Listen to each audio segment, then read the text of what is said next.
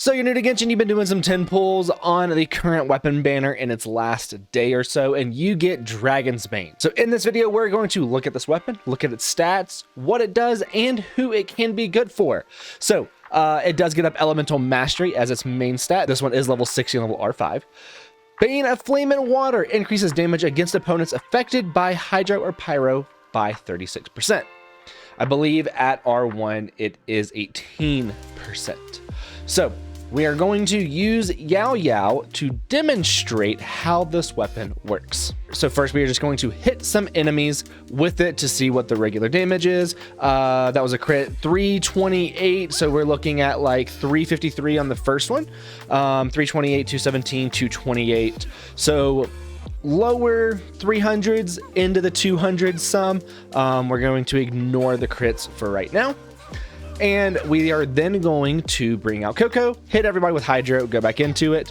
And 426 on the initial, ignore those 6,000s. Yao Yao or Coco has Clam on her.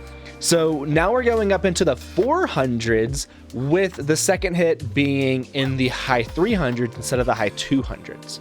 So we are still getting some in the upper 200s, but relatively we're going to be moving up kind of by like 36% actually.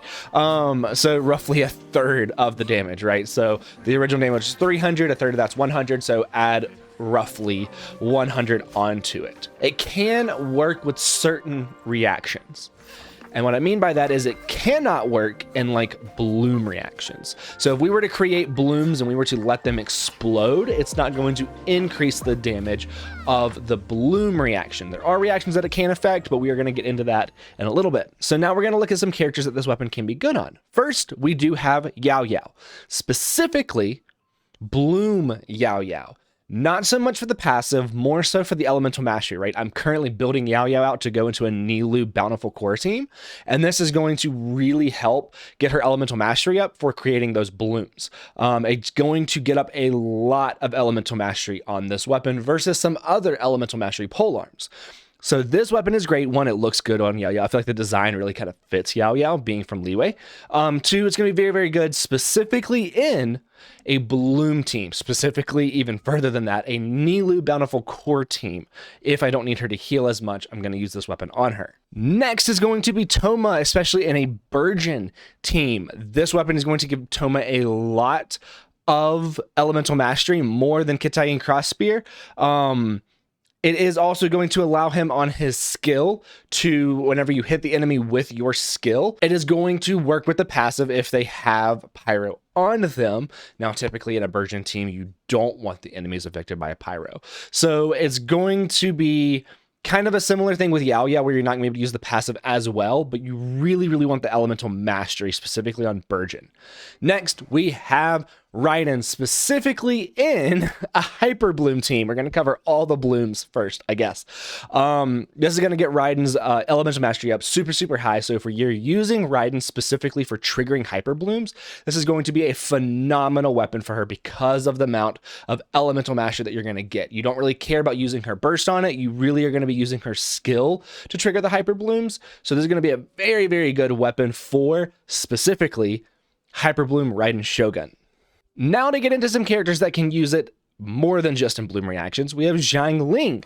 Now this is going to be a phenomenal weapon for Xiangling in a melt or vaporized team. She's going to love the elemental mastery for those reactions, and you're going to have the enemy afflicted by Pyro and Hydro at a lot of the time, especially in a vaporized team. So she'll be able to use the elemental mastery as well as the passive of this weapon. You do want to make sure that you have a good amount of ER and a good crit split before you throw something like Dragon's Bane onto Xiangling though. Next is going to be Candace, and this is also going to be in kind of a Nilou Bountiful Core team, where if you're going to be using Candace to produce blooms, she can use it. You can also use it on her for vaporize reactions, for forward vaporize reactions. However, Candace does like the HP that you can get from other weapons. So while you can do Dragon's Bane on her, it's really going to be more for a Nilou Bountiful Core team, not necessarily for other team comps. And she doesn't gain a ton of her utility until C6. So this is a much more niche example for this weapon. And to start off this next character, I actually need to make a correction on the last video of Dragon's Bane that I made. I said that this weapon was going to be okay on Hu Tao. It is actually like her best 4-star weapon that is not a battle pass weapon. So this is going to be the best weapon for her, relatively free to play, I guess, because you might be able to get one through wishing. It's going to work out really, really well with Hu Tao. She's going to love the elemental mastery for vaporize. She's going to love the passive to get some extra damage.